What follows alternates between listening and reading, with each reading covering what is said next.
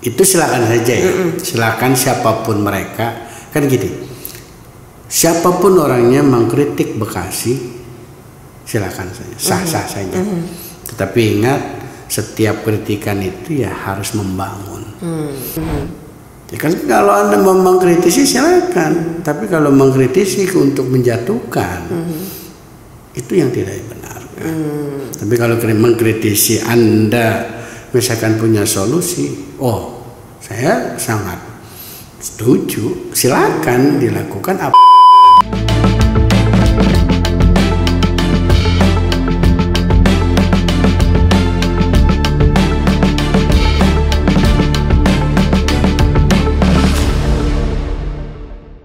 Bismillahirrahmanirrahim. Assalamualaikum warahmatullahi wabarakatuh. Jumpa lagi bersama saya Yolo Damayanti dalam ngobrol penuh inspirasi bersama DPRD Kota Bekasi.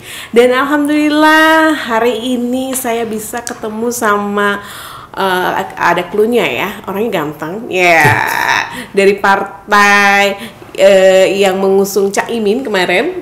Udah ada siapa? Oke, iya betul sekali. Dari Partai Kebangkitan Bangsa ada Bapak Ahmad Murrodi Mursyid.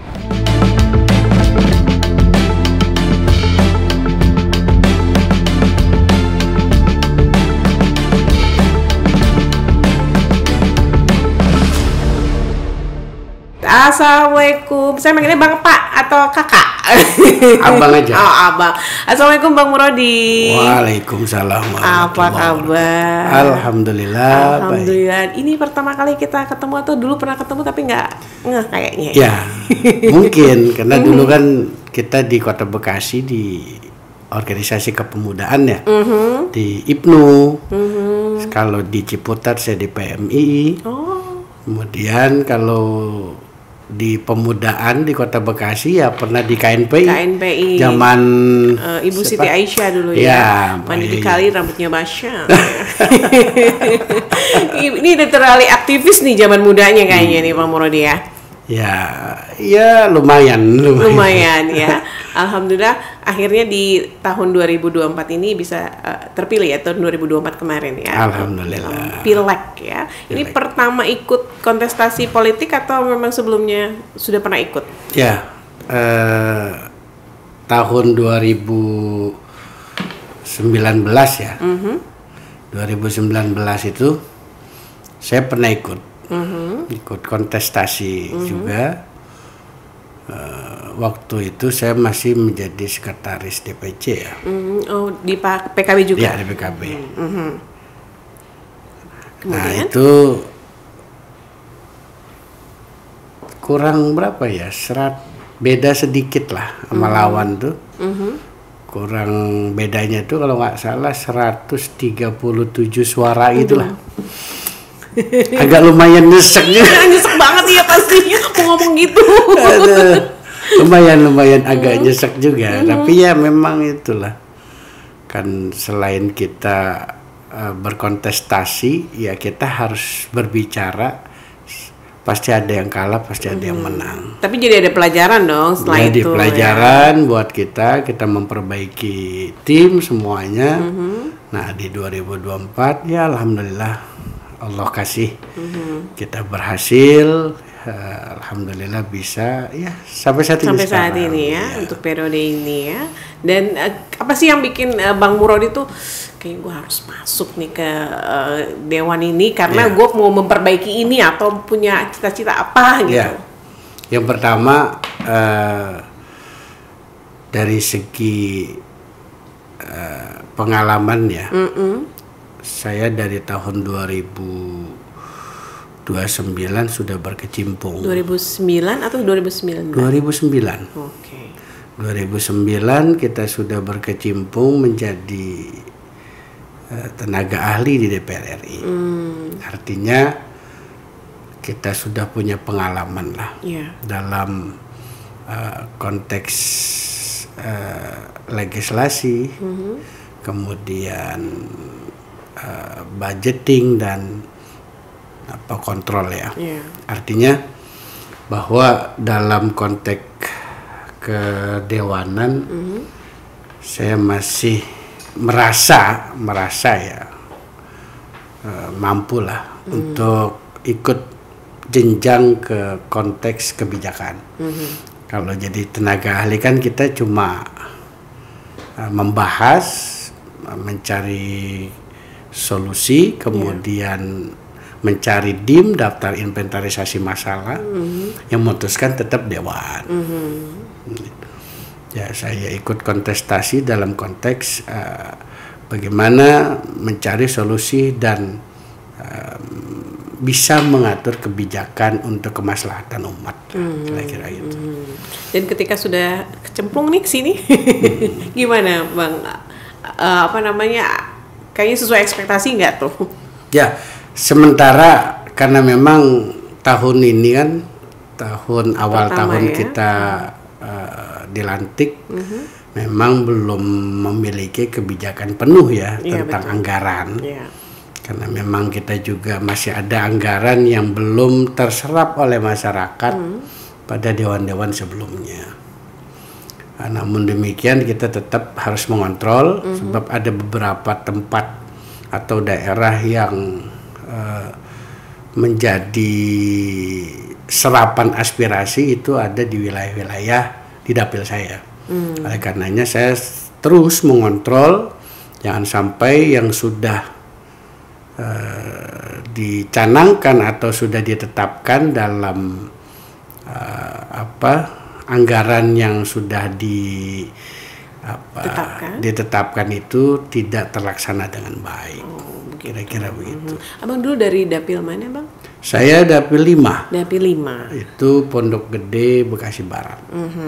Di dewan ini juga kan sistem meritokrasi itu berjalan ya. Kalau abang sendiri sudah merasa itu sudah ada di diri abang meritokrasi itu, the right man on the right place sudah apa namanya? Ya. Dalam konteks kesempurnaan ya, kita semuanya tetap pasti belum sempurna apapun bentuknya.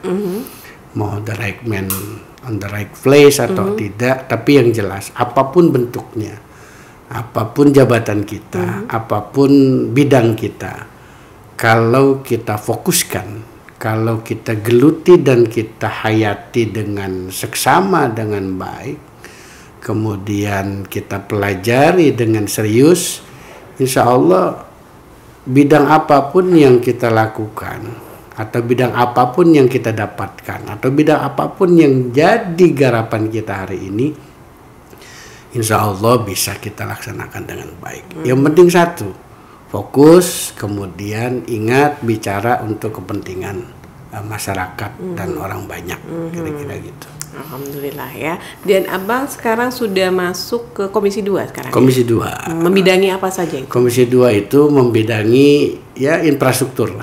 Infrastruktur, PU. Kemudian ada satu yang berbeda tetapi masuk satu komisi kita di Komisi 2, yaitu Dinas Ketahanan Pangan. Oke. Itu yang baru ini Bang ya. Dinas baru ini. Saya nggak tahu ya. Saya nggak tahu, tapi yang jelas ketika saya sudah masuk, saya di Komisi 2, Dinas Ketahanan Pangan salah satu bagian dari mitra dari Komisi 2. Gitu. Ya saya sikapi lah. Karena saya dulu memang pernah kalau bicara ketahanan pangan atau pertanian, saya dulu pernah di tenaga ahli Komisi 4 di DPR RI. Itu membidangi memang itu. Masalah pertanian ya. Iya.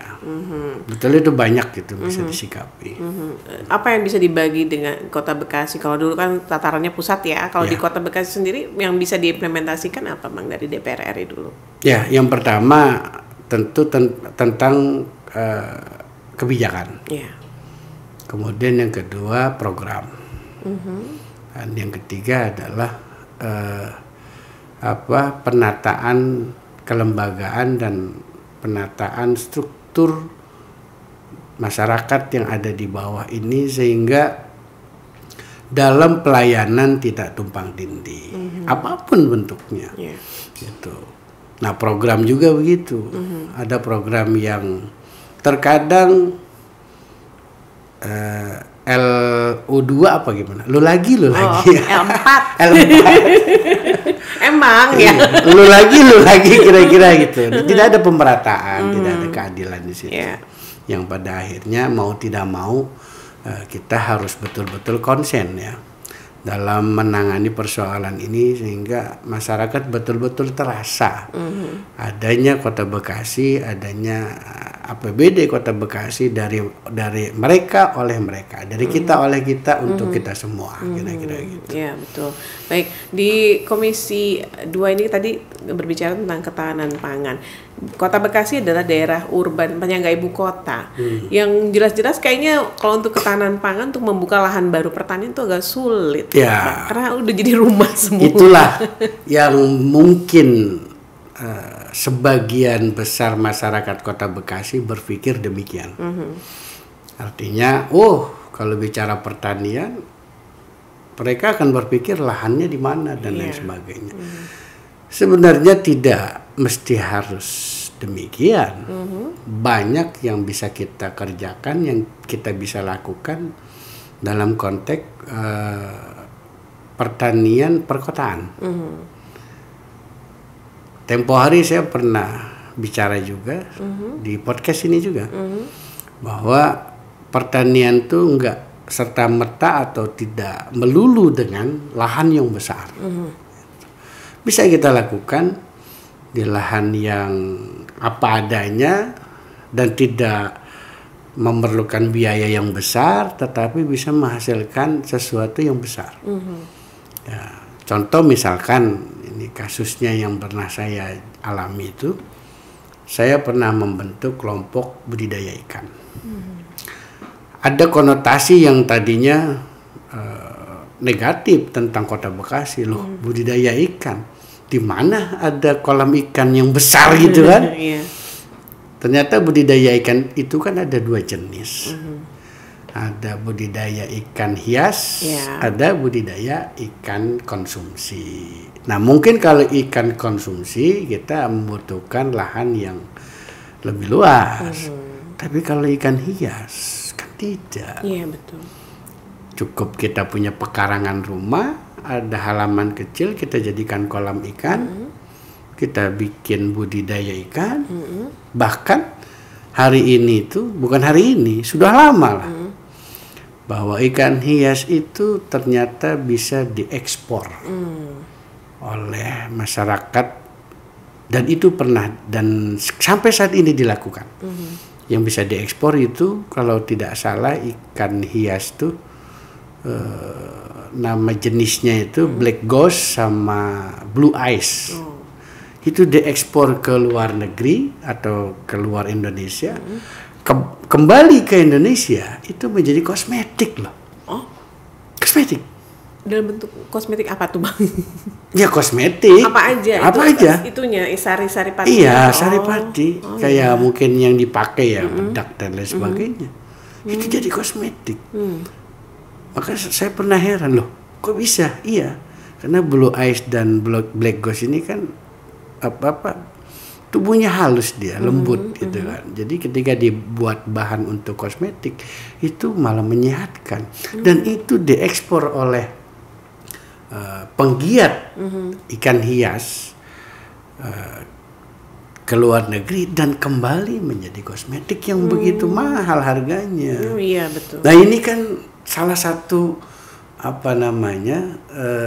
bidang yang banyak belum masyarakat ini ketahui. Kemudian kepala dinas juga belum konsen di sini. Dan banyak yang lain.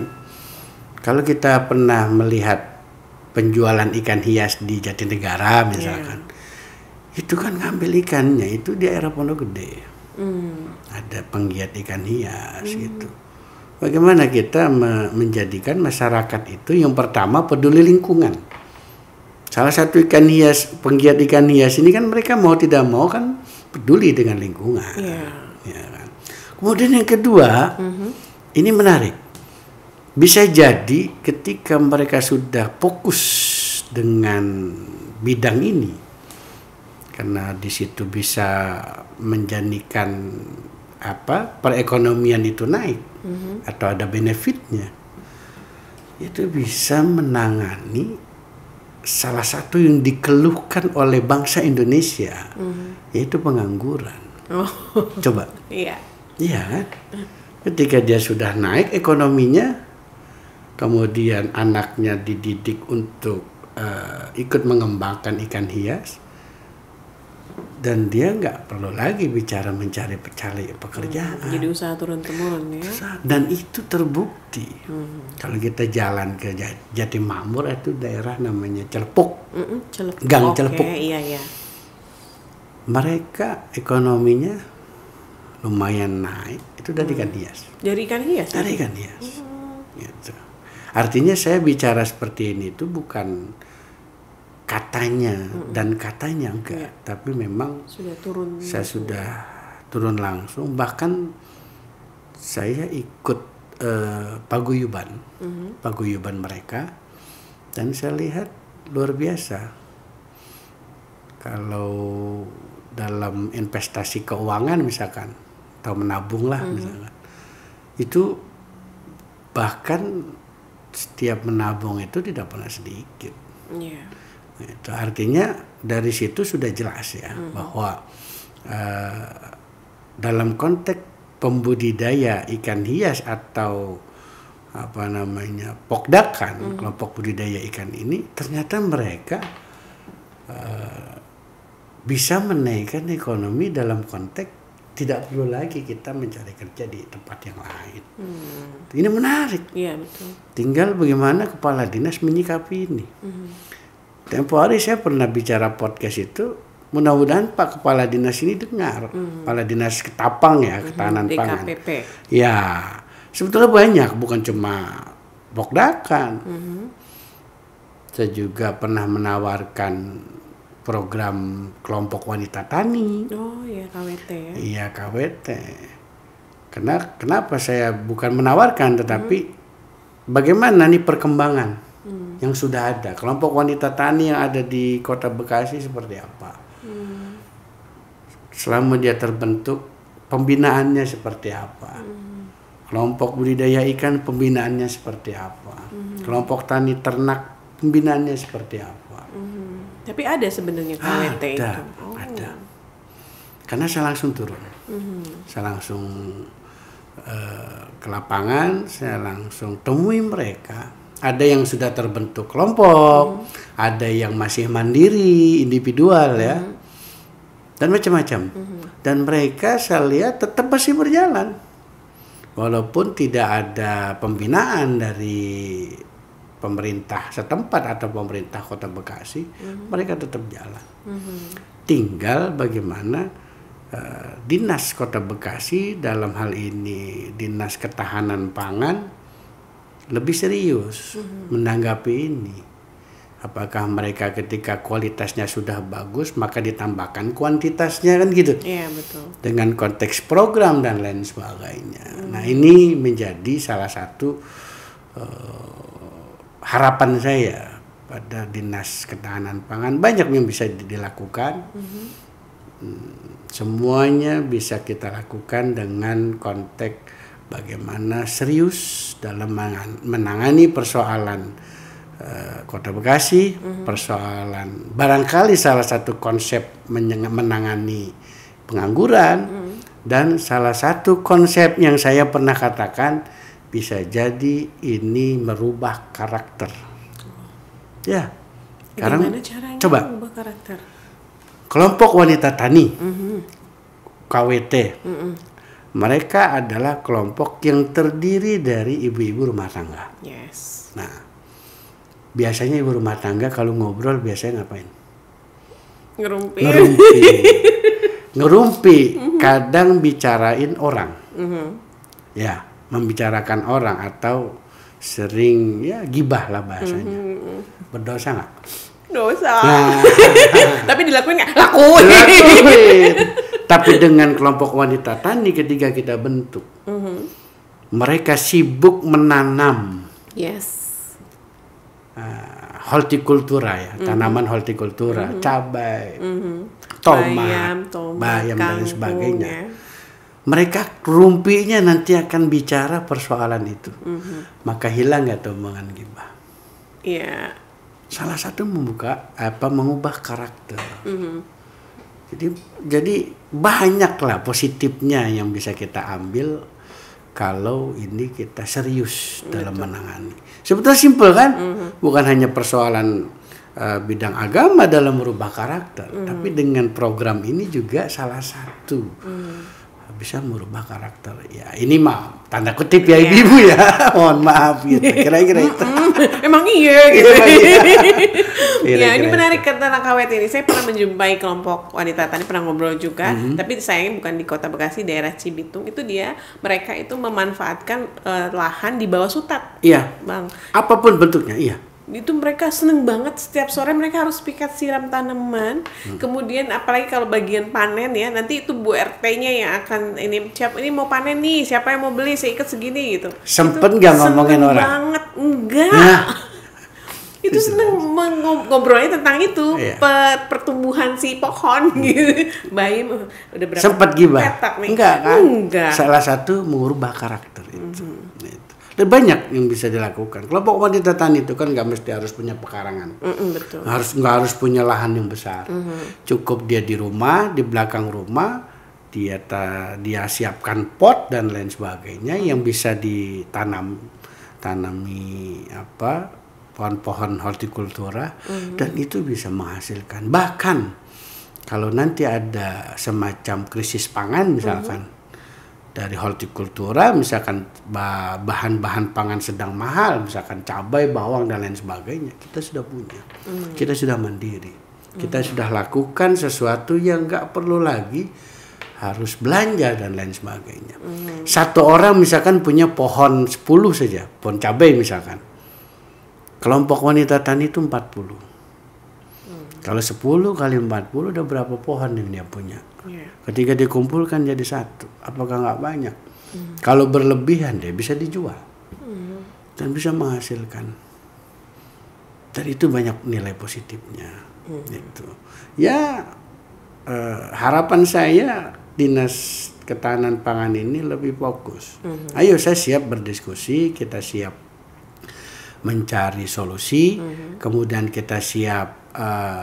Saya pribadilah misalkan kalau memang teman-teman di Komisi 2 tidak ingin fokus dengan yang ini, ayo kita sama-sama kepala dinas mencari jalan tengah dan solusi yang terbaik agar masyarakat Kota Bekasi enggak melulu mencari pekerjaan, tetapi ayo bagaimana kita menciptakan pekerjaan, kemudian kita menciptakan sesuatu yang positif sehingga ini menjadi salah satu hal yang bisa merubah dari tatanan pengangguran, merubah dari tatanan perilaku, dan merubah dari kepedulian terhadap lingkungan. Ini kan salah satunya. Kira-kira itu. Tapi kalau berbicara tentang ketahanan pangan tuh nggak mesti harus nanam padi kok gitu ya. Orang-orang pasti kalau ngomong ketahanan pangan padi. Nggak mesti ya. Apalagi sekarang banyak orang nggak mau makan nasi, Bang. Diet, Bang. Iya. Ya kan bicara ketahanan pangan nggak mesti harus itu. Banyak. Nggak harus sawah ya, tapi ya dari lahan yang tersedia aja. Sekarang ada hidroponik mungkin. Ya, hidroponik. Selalu kenapa saya nggak lari ke spesifik ke sana itu? Sebab kalau garis merahnya sudah ketemu, jenis apapun yang bisa kita lakukan itu pasti bisa. Yang penting garis merahnya ini siap nggak? Kita bersama-sama pemerintah dan masyarakat betul-betul serius dalam mengenai persoalan ini. Itu aja. Ketahanan pangan itu berbicara tentang bagaimana orang bertahan bisa cari makan. Betul. Ya. Bukan harus nyari beras. Nyari beras aja ya. Diet karbo. Enggak diet lagi kan. Yang ada ya. Ya. Mungkin kepikiran untuk coba ini di dapil Abang karena mungkin masih banyak lahan yang bisa dimanfaatkan. Oh iya. Atau justru kenapa saya berbicara ketahanan pangan ini, Karena kita sudah berbuat. Di kelompok budidaya ikan misalkan kita sudah berbuat. Kemudian ini akan berbuat itu kelompok tani ternak misalkan, ada ternak kambing. Kan ada beberapa orang yang memelihara kambing. Mereka membentuk kelompok. Nah ini mereka kan akan bagaimana cara masyarakat Kota Bekasi atau Dinas Ketapang ini membina begitu, dan itu adanya di wilayah saya. Gitu. Dan itu sudah saya lakukan di dapil saya. Gitu. Kalau memang belum saya lakukan, namanya saya kan Omdo. Iya. Omon-omon. Omon-omon itu kira-kira. Nah, karena memang sudah saya lakukan, barangkali bisa menjadi contoh, bisa menjadi pilot project lah dari daerah-daerah yang lain yang ingin mencontoh seperti ini. Bahkan saya pernah ingin menjadikan salah satu kampung itu menjadi kampung wisata ikan hias. Sentra ikan hias ya. Maka itu akan menjadi luar biasa banyak manfaatnya. Kita misalkan bikin satu gapura selamat datang di kampung ikan hias.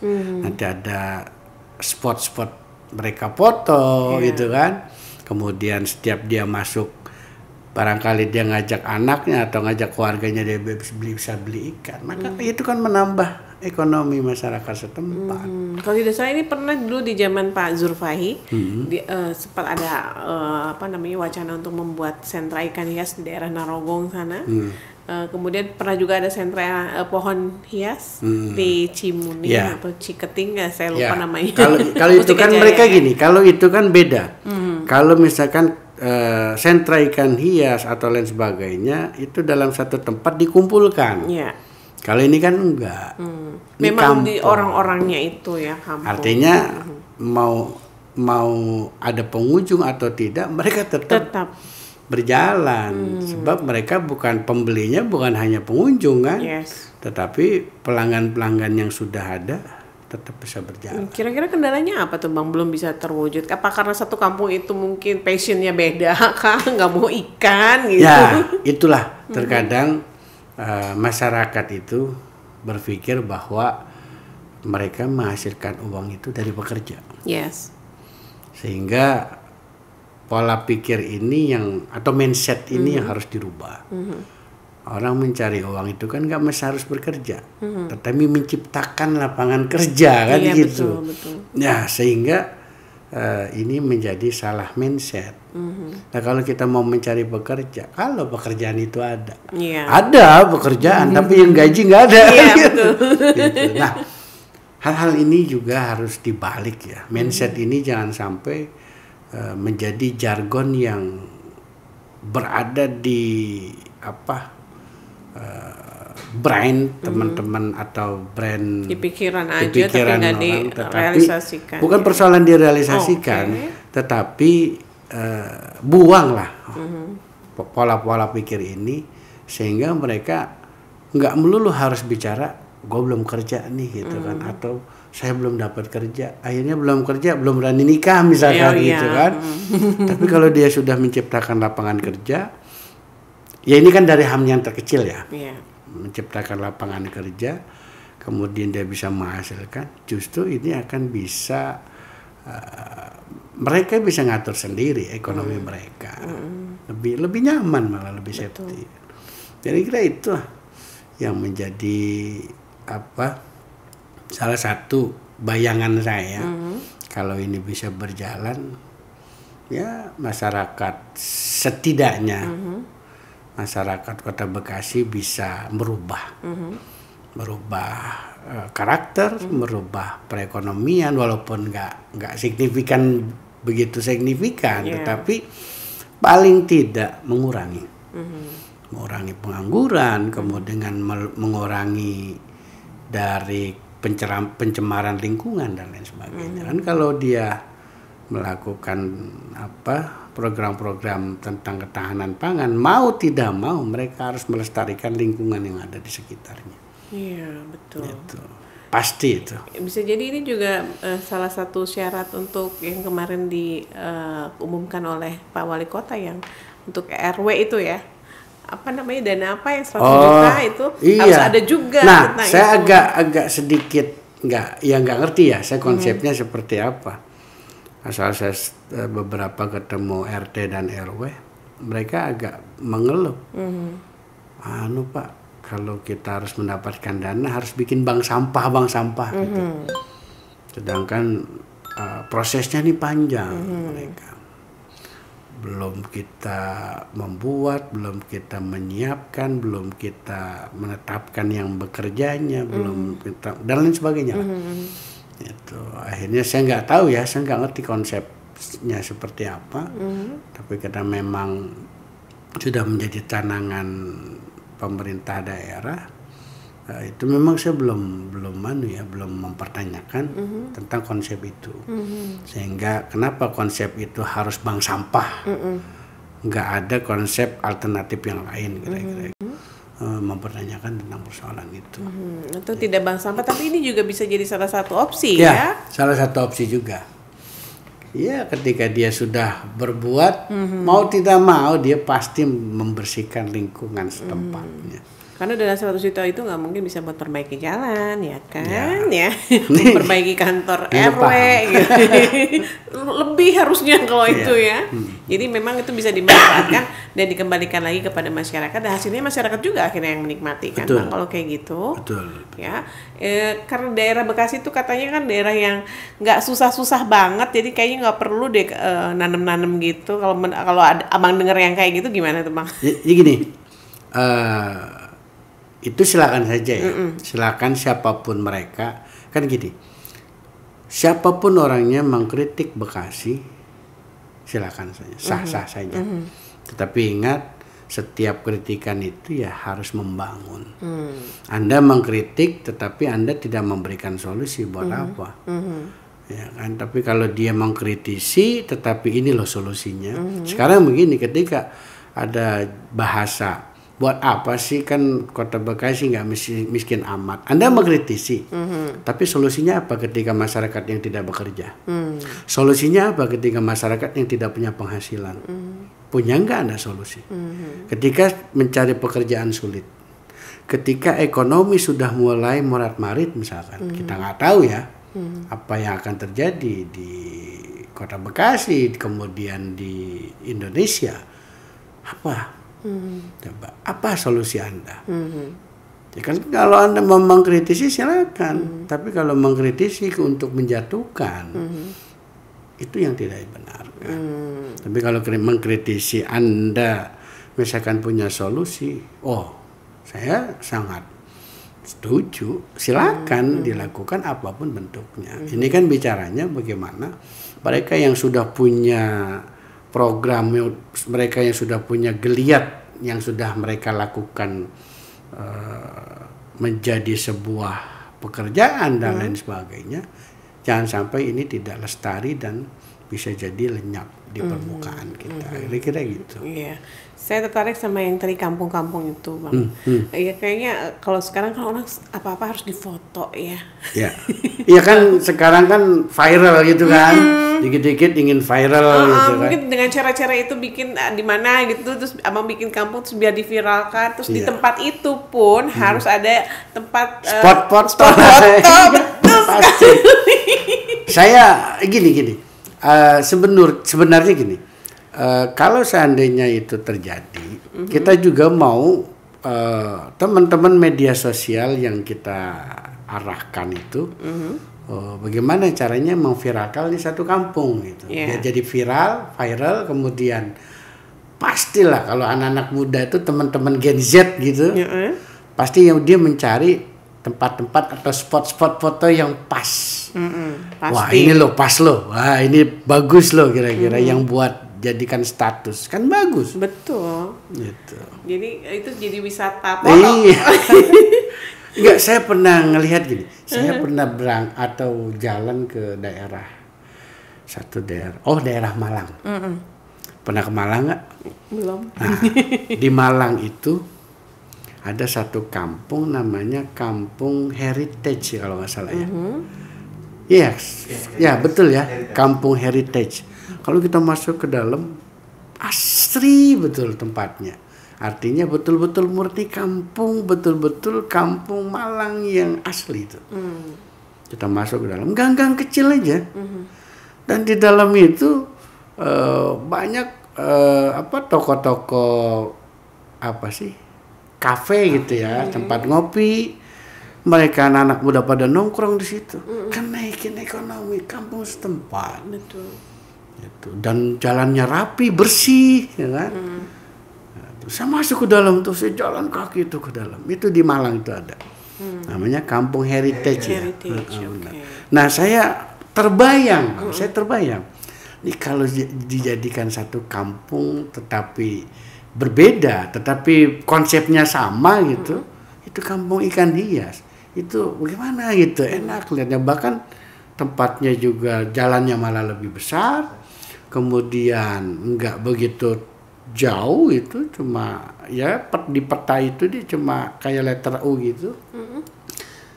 Tetapi beberapa masyarakat itu banyak yang budidaya ikan hias di situ. Itu akhirnya yang saya punya konsep itu. Tetapi kemarin waktu saya bertemu dengan beberapa tokoh, sampai saat ini saya minta keputusan gimana ini, bilang gitu.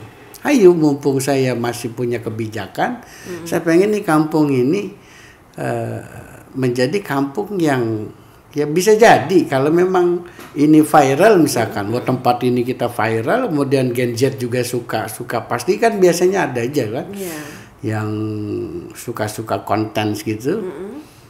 Pasti menjadi tempat kunjungan salah satu yang menarik, gitu kan buat jadi tempat mereka. Wisatanya Kota Bekasi juga, nggak harus ke mall. Iya, ini nyari hiburan kan, ngajak anak-anaknya misalkan lihat ikan gitu kan, kan senang betul kan. Iya. Dan bisa nambah penghasilan. Karena tempat wisata itu sebenarnya nggak mesti harus yang alam-alam atau apa, nggak mall juga ya. Iya. Di Bekasi Kabupaten ada namanya Bukit Hyundai, Bang. Cuma Ya, lihat itulah. mobil aja orang udah seneng gitu. Makanya saya bilang konsep kayak begitu itu, konsep seperti itu sebetulnya bisa dengan sederhana kita bisa lakukan, kemudian natural gitu kan, alami, dan itu bisa berjalan karena memang tidak harus ditopang dengan bantuan program yang begitu besar untuk menjadikan satu kampung itu mengulang atau menata ulang, tidak. Tetapi tinggal merapikan saja. Merapikan saja. Bagaimana caranya biar kampung ini itu terlihat indah dan bisa menjadi salah satu objek wisata kunjungan lah dari beberapa masyarakat Kota Bekasi, sehingga itu bisa menghasilkan perekonomian masyarakat sekitar. Betul. Itu. Karena kalau abang jalan-jalan keluar kota juga nih, Bang, itu kalau abang lihat, perhatikan sekarang nih banyak banget tempat cuman jual spot foto sebenarnya, tapi kita masuk harus bayar gitu. Foto aja bayar, padahal kamera kita. Cuma dia modal itu aja gitu. Itu sebenarnya bisa gitu. Tinggal gimana lah Kepala Dinas lah nih, saya kalau memang didengarkan Kepala Dinas Kota Bekasi ya, dalam hal ini ketahanan pangan.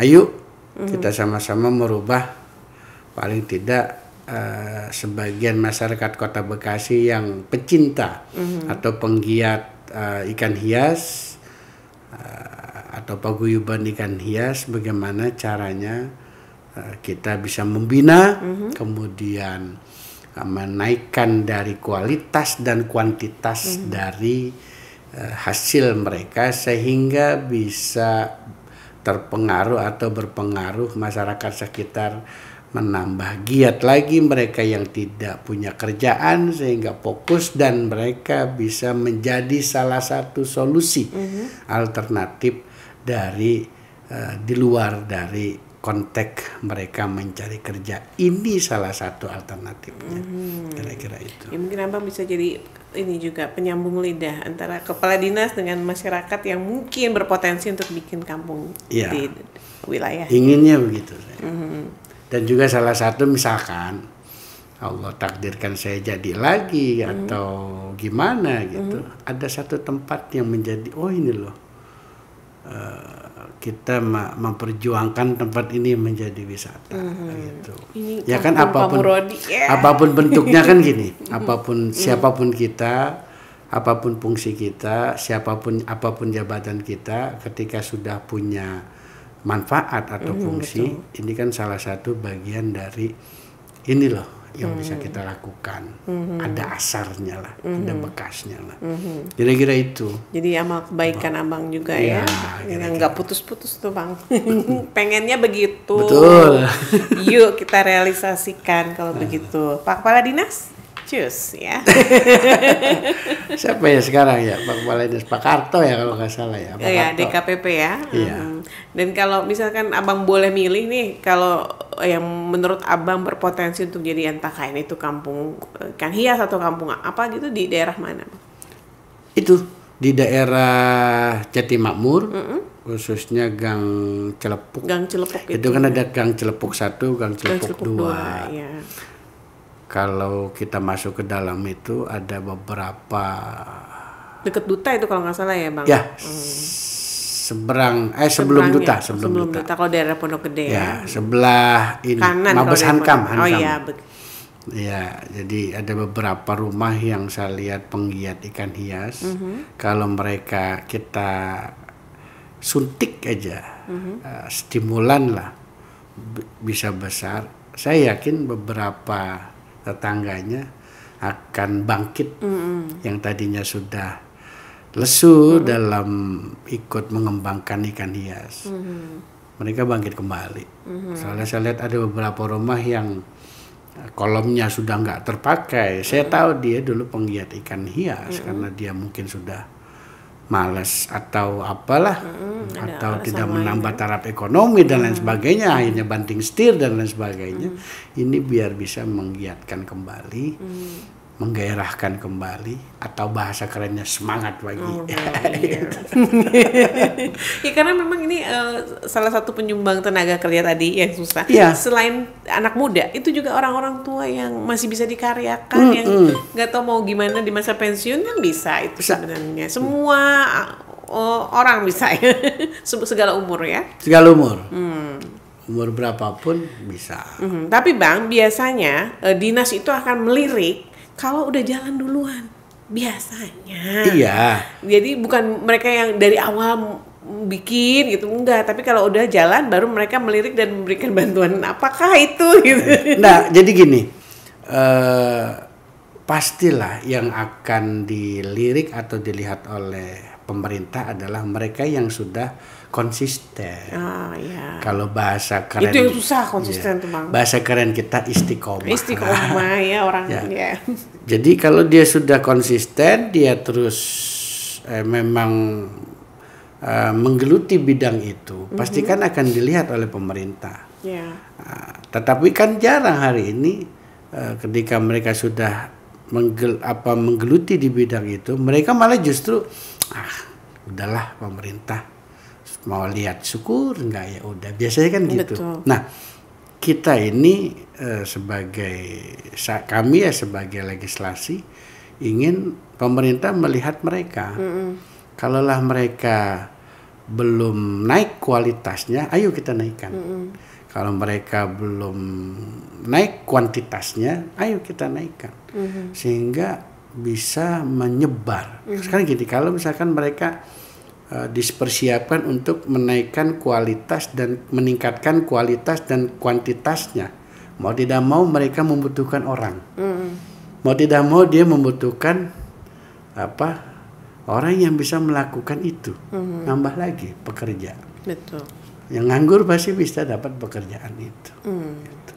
Itu banyak manfaatnya. Betul. Ini kalau ngobrolin ini kayaknya kita harus turun ke jalan aja.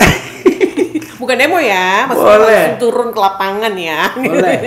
Demonya demo bagaimana ya, biar ikan hias tambah sehat, tambah baik, tambah banyak gitu. Iya, boleh.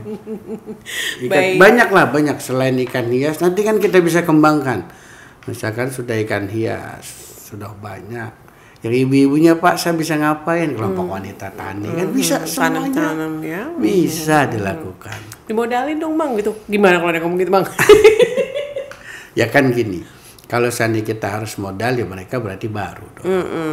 Kalau seandainya baru, maka kita belum melihat konsisten dan istiqomahnya mereka. Yes. Ya bisa jadi karena dia mau melakukan itu kan akan ada program. Oh iya ya. Nah ini juga menjadi salah satu syarat ya bagaimana pemerintah memberikan misalkan bantuan atau program, itu juga syaratnya juga harus ketat. Artinya nggak sembarangan kita ngasih. Yes. Terus jangan-jangan kita bikin misalkan kelompok budidaya ikan. Tapi karena memang akan ada bantuan, dia bikin lagi pokdakan, bukan kelompok budidaya ikan, pokdakan, kelompok dadakan. Iya, betul. Ini kan ada. Wah ada bantuan dari pemerintah pusat, ayo kita bikinlah namanya kelompok budidaya ikan. Ya karena supaya dapat bantuan hari ini juga, tahun ini juga, ya kan dia bikin aja segera pokdakan, kelompok dadakan. Ada gitu, ada yang ada emang banyak ada. Bang. Nah itu kita bisa sebagai pemerintah daerah, kami juga akan mengkontrol itu semua. Insya Allah paham lah saya mereka yang dadakan atau tidak. Insya Allah saya paham. Masuk karena tahu saya lah pernah ya. Pernah dadakan. pernah melakukan dadakan. investigasi terhadap mereka yang dadakan atau bukan. Ketahuan loh di situ. Baik. Ya, ini mungkin Abang ada pesan-pesan untuk warga Kota Bekasi dengan mungkin yang apa yang terpikirkan oleh Abang tadi program-programnya? Ya. Saya berharap masyarakat Kota Bekasi tidak melulu mencari pekerjaan ketika pengangguran menjadi keresahan masyarakat yang ada di Kota Bekasi. Banyak yang bisa kita lakukan, banyak yang bisa kita perbuat. Salah satunya adalah bagaimana kita bergerak di bidang ketahanan pangan. Yang tadi saya sebutkan, banyak bisa kita membentuk kelompok budidaya ikan atau pokdakan, kita bisa membentuk kelompok wanita tani, bisa kita membentuk kelompok pertanian dalam peternakan, pertanian hortikultura dan lain sebagainya. Ini juga bisa menjadi salah satu solusi dari keresahan masyarakat, bukan saja Kota Bekasi tapi masyarakat Indonesia tentang pengangguran. Kemudian yang kedua, Dinas Kota Bekasi dalam hal ini Dinas Ketahanan Pangan, saya berharap lebih serius lagi memberikan program-program atau mendata ulang, mana saja atau kelompok mana saja yang masih konsisten, yang masih eksis dan istiqomah dalam menjadikan salah satu giat kelompok-kelompok atau program-program yang ada di Kota Bekasi itu terus terlaksana dengan baik. Mungkin itu saja dari saya mohon maaf bila ada kata-kata yang salah, maklum orang Bekasi. Iya. Harusnya ditutup pakai pantun kalau orang Bekasi ya. Kalau mau tutup pakai pantun dari tadi nih saya mau ngomong. Oh iya, oke. Ya, aki-aki bawa buntelan. Cakep. Pok nyeduh kopi rada kentelan. Ayo besok kita ngopi ya. Oke. Baik. Terima kasih Bang Murodi. Siap, Kapan-kapan sama-sama. kita ngobrol lagi ya. Oke, siap kapan saja. Yang penting itu ya, walaupun saya di Komisi 2, pasti yang namanya infrastruktur dan lain sebagainya bukan saya doang yang bisa memahami. Teman-teman dewan semua pun pasti akan memahami. Tapi yang konsen tentang Ketapang barangkali belum terlihat ya. Ya, mudah-mudahan itu menjadi salah satu saran yang bisa dijadikan utama untuk kepala dinas ketahanan pangan yang ada di Kota Bekasi. Baik, terima kasih juga untuk pemirsa Deka TV yang sudah menonton acara ini ya. Kita jumpa lagi di lain kesempatan. Saya Yolda Mayanti undur diri dari acara Ngopi, ngobrol penuh inspirasi dari DPRD Kota Bekasi. Wassalamualaikum warahmatullahi wabarakatuh. Waalaikumsalam warahmatullahi Kita wabarakatuh. selfie dulu, Bang. Siap. Dadah.